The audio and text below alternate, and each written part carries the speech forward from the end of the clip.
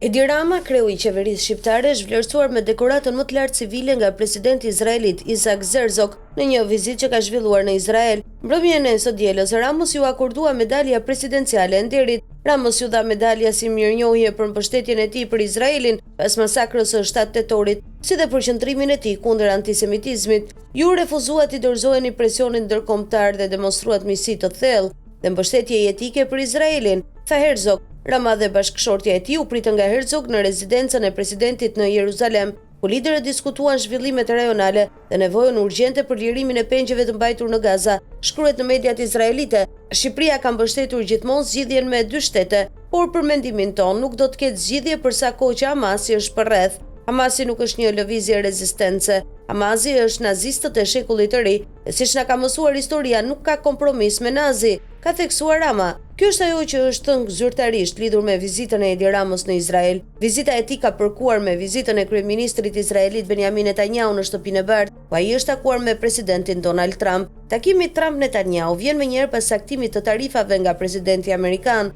Unë jam lideri i parë i huaj që do takohet me presidentin Trump për këtë çështje, e cila është kaq e rëndësishme për ekonominë izraelite, tha Netanyahu të dielën, duke shtuar: "Mendoj se kjo pasqyron lidhjen e veçantë personale, si dhe lidhjet speciale midis SBA-s dhe Izraelit, e cila është kaq jetike në këtë kohë." Gjatë vizitës së fundit të Netanyahut në shkurt, Trump tronditi botën, duke propozuar marrjen nën kontroll të rripit të Gazës, largimin e më shumë se 2 milion palestinezëve dhe rizhvillimin e territorit të pushtuar si një riviera e lindjes së mesme, në fakt duke miratuar spastrimin etnik të popullit të Gazës. Në atë kohë, një prej gazetarëve izraeli deklaroi se 100.000 banorë të Gazës mund të zhvendoseshin në Shqipëri. Deklarata e gazetarit solli reagimin e menjëhershëm të Edi Ramës, që përgënjeshtroi një gjë të tillë, madje u shpreh se askush nuk e kishte përfshirë në një diskutim apo t'i kishte propozuar diçka të tillë. Por ideja e hedhur pavarësisht reagimeve dhe kundërshtive, u mbajt gjallë nga presidenti Donald Trump, që në deklarata publike përmendte një grup vendesh ku mund të zhvendoseshin gazanët, ku përfshinte edhe Shqipërinë. Këto diskutime u hodhën në fund të janarit dhe vijuan edhe në shkurt, e më pas kishte një stopim të ides, ndërsa Izraeli ka intensifikuar sulmet.